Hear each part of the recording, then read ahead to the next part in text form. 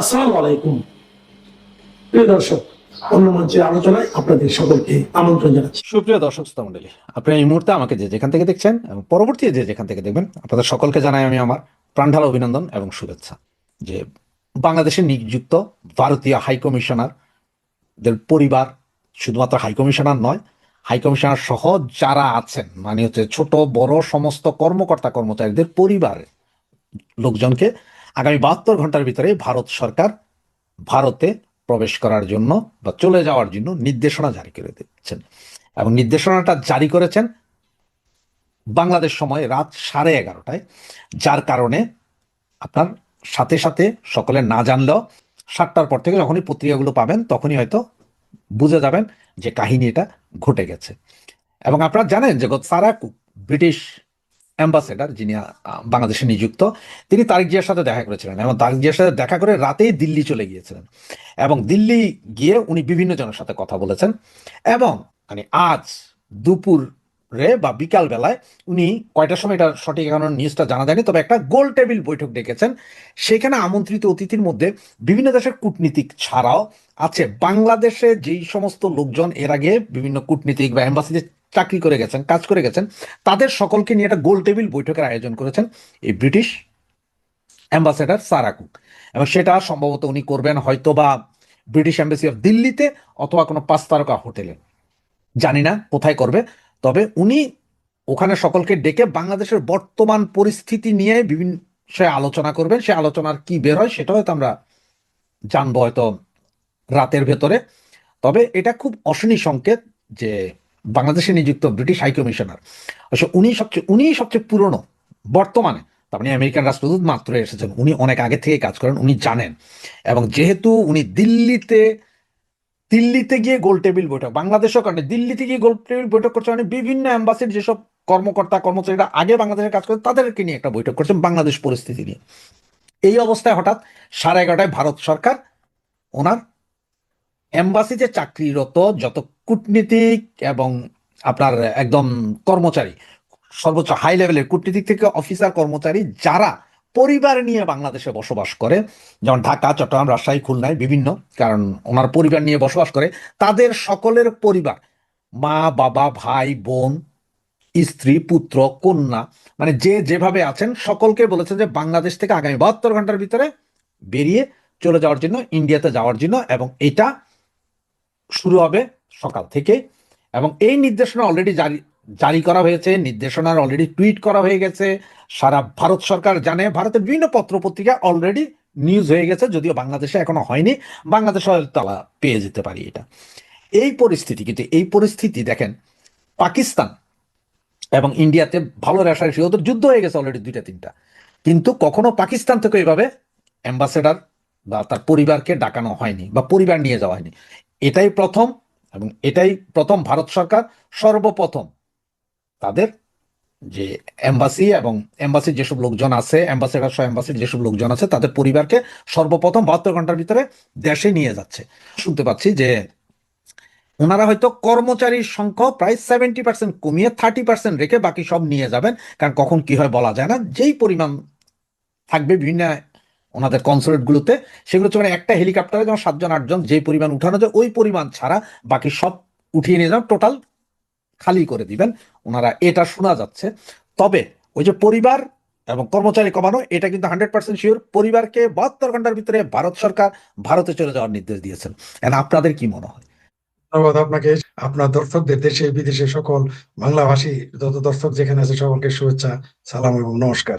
আপনি ঠিকই বলেছেন যে জামাত এবং বিএনপি নামক জোকের মুখে চুন কে দিয়েছে? স্বয়ং আর্মি। কিভাবে দিল? সেই দিকে আসে। আওয়ামী লীগ কিন্তু অন্যান্য সময় তাদের কর্মসূচি ঘোষণা করে, অদ্ভুত ব্যাপার, কোন কর্মসূচি দেয় নেই 23শে জুন। আমি বরং অবাক হয়ে গেছি। কিন্তু মজার বিষয়, এটা পালন করে দিল বাংলাদেশের সেনাবাহিনী। জামাত, আমার ভাবির পোলারা সম্মিলিত ভাবে বাংলাদেশের আওয়ামী লীগের প্রতিষ্ঠা বার্ষিকী পালন করে ফেললো। মানে অনেকটা মাগনা কামলা দিল আওয়ামী লীগের জন্য।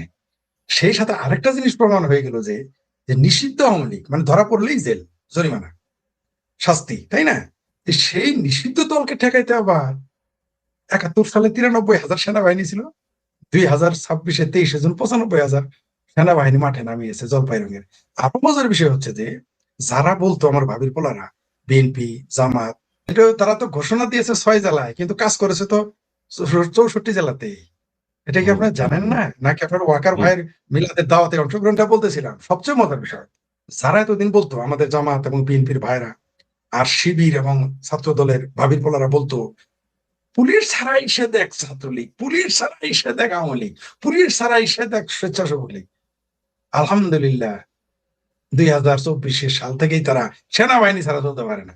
মানে এইটা যে একটা হাস্যকর ব্যাপার, মানে মানে বিষয়টা এরকম যে আমরা যে কি আর বলবো, যে আপনি বুঝে, যেহেতু কাশেম চাচার ভাতি হাসি দিয়েছে, তার মানে জনগণ বুঝে ফেলেছে। মানে যারা এতদিন বললো যে আমার তুই মাটি দিয়ে ঢেলাসকে, ইট দিয়ে ঢেলাসকে, তারা এখন পাথর দিয়ে ঢেলায় যে তাহলে কিন্তু খেলবো না, পাথর দিয়ে ঢালে মাটি দিয়ে ইট দিয়ে ঢালে খেলবো না, তারা এখন পাথর মারা শুরু করছে।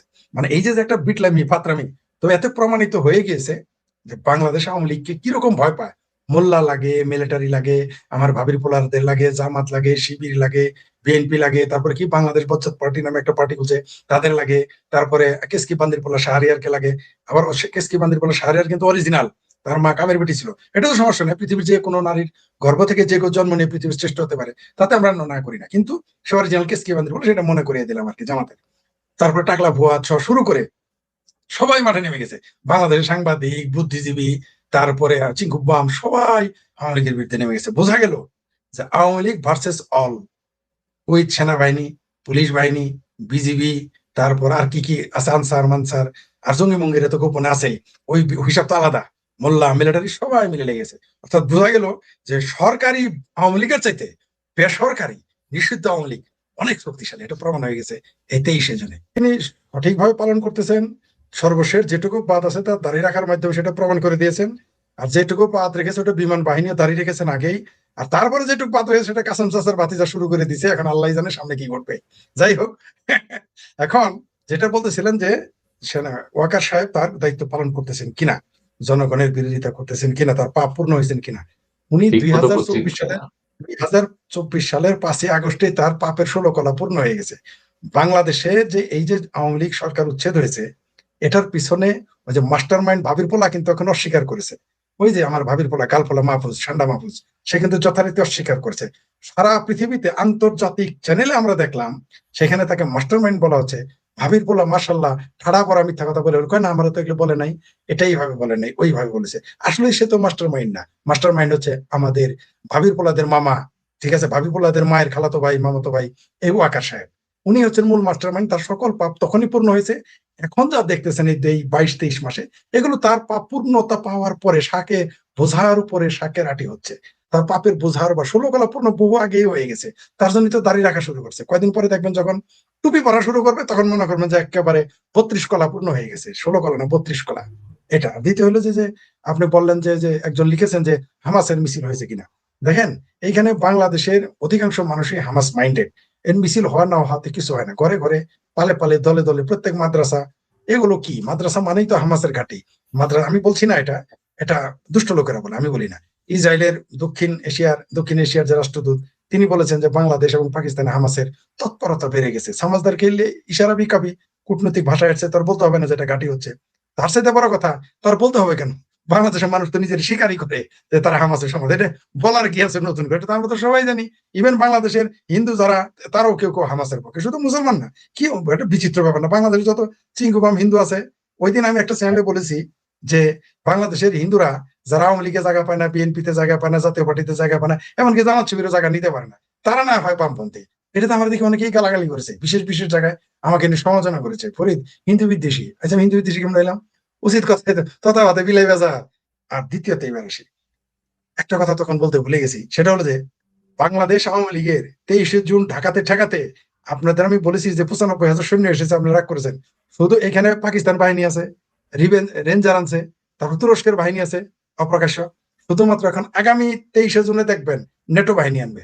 আগামী 23শে জুন নেটো বাহিনী আওয়ামী লীগকে রক্ষা করতে হবে, ঠেকাইতে হবে। তাছাড়া এই ওয়াকার ভাইয়াও পারবে না। কাসেম চাচার ভাতিজা যত লম্বা দাঁড়িয়ে রাখুক, তিনি ওয়াকারকে রক্ষা করতে পারবেন না, পারবেন না, পারবেন না, পারবেন না। কারণ 23শে জুনে নেটো বাহিনী আনতে হবে আওয়ামী লীগ ঠেকাইতে। কারণ বাংলাদেশের জনগণ আগামী 23শে জুন পর্যন্ত অপেক্ষা করবে বলে আমার মনে হয় না। আমার ধারণা ছিল 28 সালে বা 29 সালে আওয়ামী লীগ ক্ষমতায় আসবে, কিন্তু 23শে জুন দেখার পর আমার মনে হয়েছে এই যে 3 দিন আগে অর্থাৎ 26-এর 23শে জুন দেখার পর মনে হচ্ছে যে 24-এর জুন আর পার হচ্ছে না। আগামী 24শে জুনে 23শে জুন আগামী 23শে জুনে আপনার এই চ্যানেলে হয়তো আমরা অন্য কথা আলোচনা করবো, যে আমরা চলে এসেছি, মুক্তিযুদ্ধের পক্ষের মানুষ চলে এসেছে, আমার ভাবির পলাতক, ইউনুস পলাতক, আসিফ সার পলাতক, তারপরে ওই যে আরো কারা কারা যেন আছে, মানে এই যে ডাক্তার মাসুদ যে বলেছে শেখ হাসিনাকে বললেন আমি কি মাল, সেই মালটাকেও আমরা খুঁজে পাবো না। তারপর জামাতের আমির চলে যাবে পাকিস্তানে, চামারের দেশের সম্পাদক মাহমুদুর রহমান যাবে পাকিস্তানে, তারপরে যে কেসকি বান্দির পোলা শাহরিয়ার টাকলা ফুয়াদ, এদের আমি তো দিব্য চোখে দেখতে পাচ্ছি পাবলিক এদের পেটে পাড়া দিয়ে, আপনি তো পরামর্শ উচ্চারণ করতে দেন না, নারী বুড়ি বললাম, অন্য কিছু বললাম না, নারী বুড়ি বের করে ফেলবেন। এখন আপনি আপনি বিয়ে দিতে গেছেন বড় মেয়ে, আপনি নিয়ে এসেছেন ছোট মেয়ে, তো বিয়েটা হবে কেমনে? আপনি নাম লেখলেন যে নূরজাহানরে বিয়ে দিবেন, পরে দেখা গেল নূরজাহান না, এটা বিলকিস বেগম। তাহলে বিষয়টা কি হইলো? এটা তো হইতে পারে না। আপনি ঠিকই আছে, আপনার কথা ঠিক, আমার কন্যার বিবাহ, তো কন্যার বিবাহে তো লেখছেন তো নূরজাহান বেগম, কিন্তু বিলকিসকে নিয়ে গেলে তো হবে না, নূরজাহান বেগমকে দিতে হবে। আপনি বললেন যে তাকে নোটিশ দিয়েছে, রাইট? নোটিশ দিয়েছেন, সত্য, ঠিক আছে, কোনো সন্দেহ নাই। নোটিশের সাথে তো মিল নেই। হ্যাঁ হ্যাঁ হ্যাঁ, এখন বরং তাকে তো 420 মানে 420 420 ধারা, এই যে যেটাকে আপনি যারা কষা জাহিদ, তাকে আমি অন্য নামও দিয়েছি এখন। উনি ছিল আগে মান্নাবাইয়ের পেতিপাড়া, এখন হয়ে গেছে তিনি তারেক রহমানের পাড়া, একটু উন্নত হয়েছে, পেতিপাড়া থেকে পাড়াতে উন্নত হয়েছে। তো তারেক রহমানের পাড়ার কি আকল নাই? তিনি নিয়ে গেছেন সার্ক ভিসা, হাতরামি করার জায়গা পায় না। সে নিজে বলছে, এই পেতিপাড়া ডাক্তার জাহেদ নিজে বলছে সে সার্ক ভিসা নিয়েছে। সার্ক ভিসা নিয়ে গেলে আপনাকে যেতে দিবে কেন? সেখানে তো সার্ক ভিসার তো প্রশ্নই আসে না। আমি একবার বলেছিলাম আপনার এই চ্যানেলে, আমি জি, সরি একটু জি, জি। এই চ্যানেলে বলেন, বলেছিলাম বলেন। যে ভারতের পায়ে পা লাগিয়ে আমরা চাচ্ছি যে আমাদের আক্রমণ করো। ভারতের পায়ে জি, পা জি। লাগিয়ে শুধু এখানে কোনো ইস্যু নেই, মানে উনি ডিপ্লোম্যাটিক পাসপোর্ট না নিয়ে গিয়ে পায়ে পা লাগিয়ে শুধু ঝগড়া করছেন প্রতিবেশী দেশের সাথে, হ্যাঁ। শুধু তিনি আমাদের মানে এই যে এক গোষ্ঠীর যে ভারত বিদ্বেষকে উস্কে দিচ্ছেন, এই তো উস্কে দিচ্ছেন। এই যে আপনি আপনি আপনি অতীতের একটা কথা বলেছেন, খুবই সুন্দর কথা বলেছেন, যে সৈয়দ আবুল হোসেন সাহেবকে তখন লাল পাসপোর্ট নেয়নি বিধায় পদত্যাগ করতে বলেছেন শেখ হাসিনা, এবং তিনি পদত্যাগ পদত্যাগ নয়, করেছেন। তাকে জি, তাকে বাধ্য করা হয়েছে রাজনীতি, তাকে মন্ত্রিত্ব ছেড়ে দিতে। দেখেন সেখানে সে নিয়মের বহির্ভূত কাজ তার মন্ত্রীকে ছাড়ে নাই।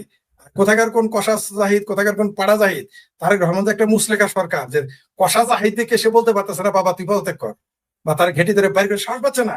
কতটুকু মুসলেখা দিয়ে দিছে বুঝতে পারছেন তো? আর কি বলবো কষা জাহিদের কথা, তাকে কুলাঙ্গার বলে তার বিরুদ্ধে বক্তব্য দেওয়ার সাহস নেই, কিন্তু 32 নম্বর বাড়ি ভাঙতে পারে, উপহার নিতে পারে। আরো একটা জিনিস দেখেন আপনি, সেটা হলো যে যার গরু সে কয় বানজা, পড়শিরা কয় বছর বিয়ানি। সরকার বলতেছে আমি কূটনৈতিক চিঠি দিয়েছি, আর এই কষা জাহেদ বলছে আমি সার্কের পাসপোর্ট নিয়ে গেছি। এইখানেই তো বাটপারি। অর্থাৎ আপনি গেছেন যাত্রা দেখতে, সিনেমা টিকিট গেলে হবে, গেছেন সিনেমা দেখতে, সার্কাসের টিকিট নিয়ে গেলে হবে।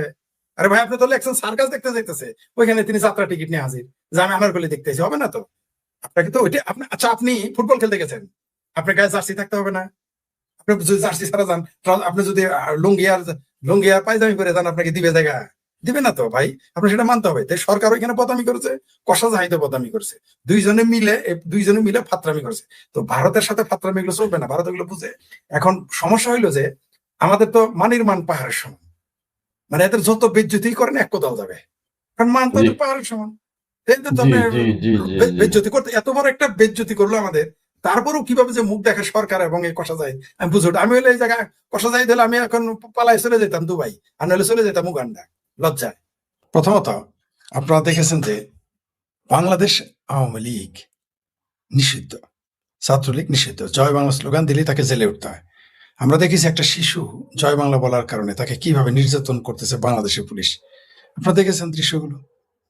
জয় বাংলা বলার কারণে জেল দেওয়া হচ্ছে, জয় বাংলা বলার কারণে পেটানো হচ্ছে, মেরে ফেলা হচ্ছে, বাড়িঘর ভাঙচুর হচ্ছে, জ্বালিয়ে দেওয়া হচ্ছে।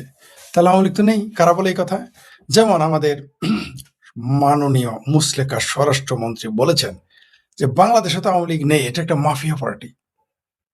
দুইটা কথা বলেছেন, একটা হলো বাংলাদেশ আওয়ামী লীগ নেই, একটা বলেছেন মাফিয়া পার্টি। রাজনৈতিক দল মাফিয়া পার্টি কিভাবে হয় আমি বুঝতে পারলাম না। যাই হোক, স্বরাষ্ট্রমন্ত্রী 17 বছর তাকে তার দলকে খুঁজে পাওয়া যায়নি। পাশাপাশি এই মুসলেকা স্বরাষ্ট্রমন্ত্রীকেও আমরা দেশে খুঁজে পাইনি, তাকে পাওয়া গিয়েছিল শিলং। শিলং থেকে এসেই তিনি মন্ত্রী হয়েছেন। যাই হোক, সেটা অন্য বিষয়। তিনি বলছেন আওয়ামী লীগকে খুঁজে পাওয়া যায় না।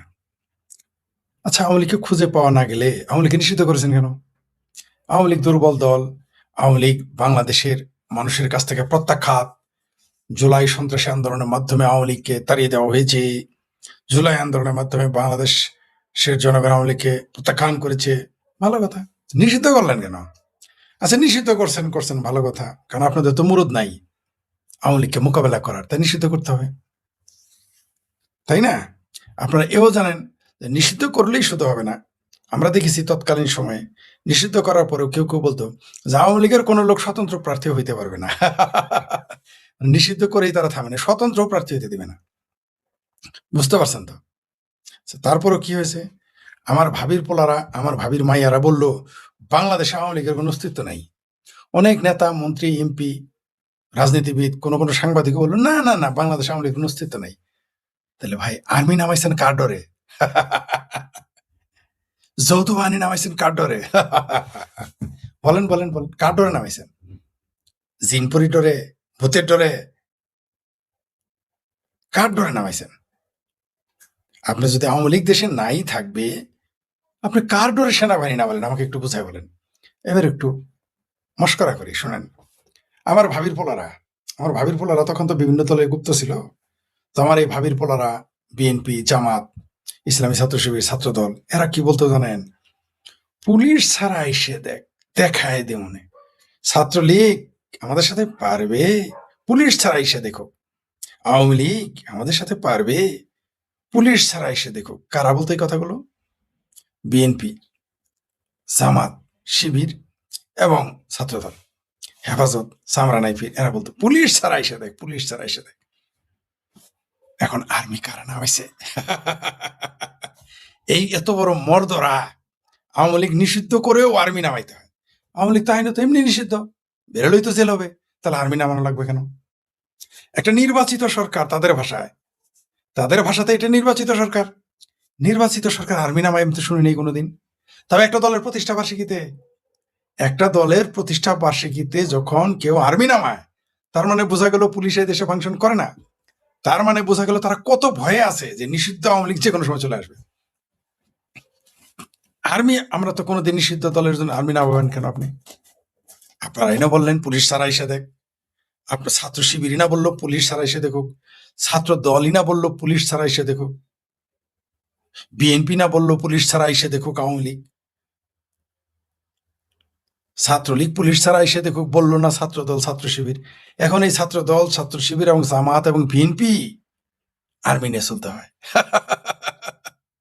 মানে চালনে কয় সুই, সেদা কেন তুই, ভণ্ডামি দেখেছেন তো?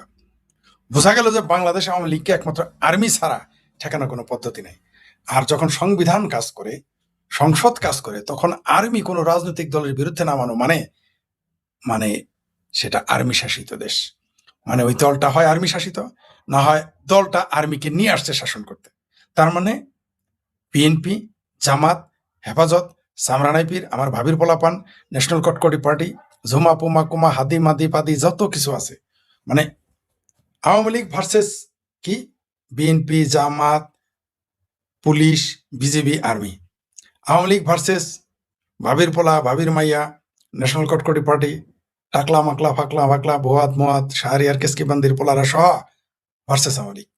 মানে বাংলাদেশে এই মুহূর্তে নিষিদ্ধ ছাত্রলীগ আওয়ামী লীগের বিরুদ্ধে বাংলাদেশের সকল রাজনৈতিক দল, এমনকি চিঙ্কু বামের ঐক্যবদ্ধ, সাথে আর্মি, পুলিশ, বিডিআর এবং যৌথ বাহিনী আনসার সহ নামাইছে। মোল্লা, মিলিটারি সব আওয়ামী লীগ। মানে বোঝা গেল আওয়ামী লীগকে ঠেকানোর সাধ্য এদের নাই, তার জন্য এত আয়োজন।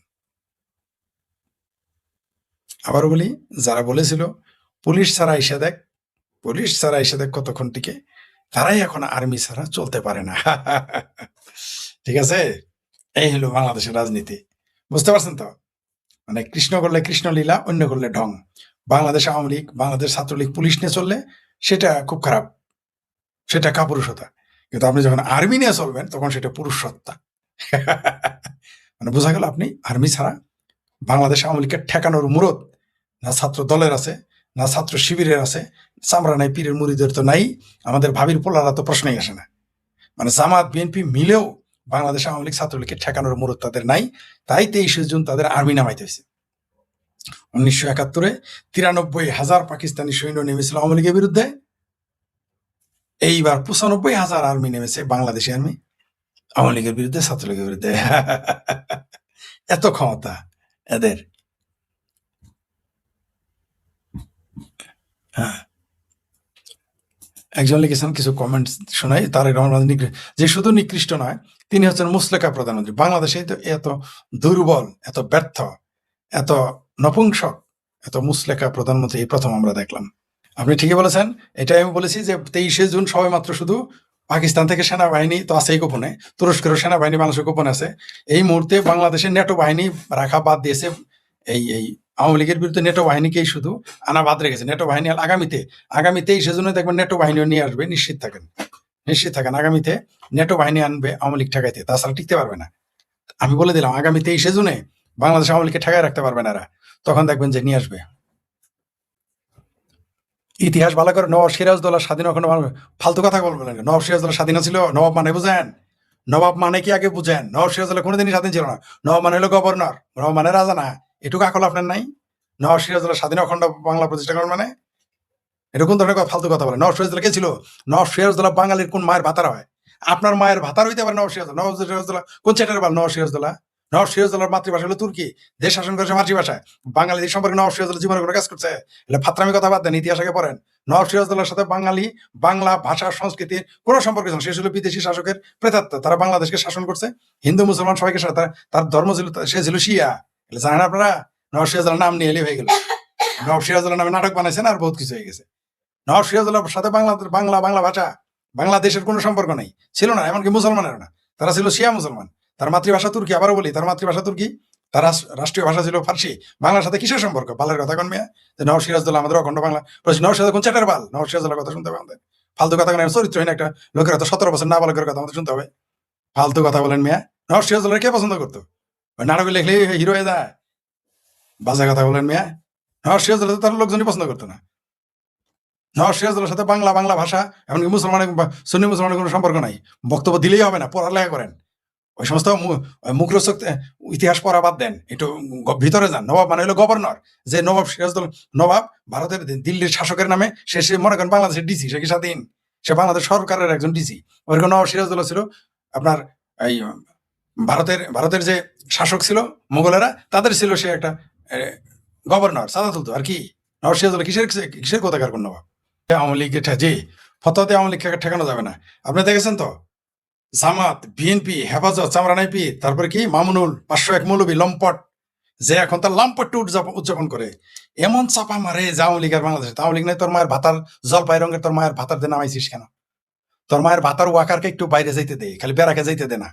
তারপর আওয়ামী লীগ বুঝাই দিবে, ছাত্রলীগ বুঝাই দিবে, হাউ মেনি পেডিতে হাউ মেনি রাইস। সেটার মরুদে কোলাই না আওয়ামী লীগকে নিষিদ্ধ।